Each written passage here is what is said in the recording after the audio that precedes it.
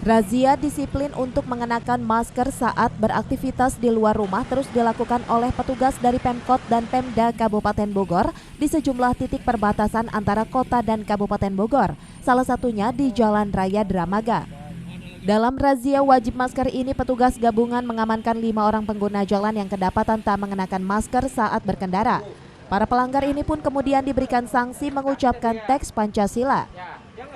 Dari para pelanggar ini ada di antaranya yang tak hafal dengan teks Pancasila lantaran grogi saat mengucapkannya di hadapan para petugas gabungan. Usai diberikan sanksi, para pelanggar ini pun kemudian didata oleh petugas.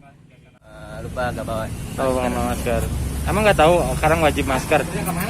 Ya tahu sih, sebenarnya saya juga bawa hand sanitizer, tapi kan saya ke rumah saudara juga, ke rumah temen, lagian pakai full face kan, jadi ya udahlah nggak apa-apa. Razia gabungan ini digelar setelah adanya koordinasi antara pemerintah kota dan Kabupaten Bogor untuk mengantisipasi penyebaran virus COVID-19 di wilayah Bogor. Kabupaten Bogor kemarin bikin Kasatpol PP Kabupaten dan Kota, tujuannya untuk menekan angka masyarakat yang masih kurang sadar perlunya masker.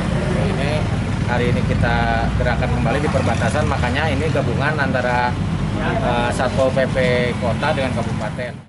Masih banyaknya warga yang kedapatan tak mengenakan masker saat berada di luar rumah menjadi bukti jika tingkat kesadaran masyarakat di Bogor tentang pentingnya mengenakan masker masih minim.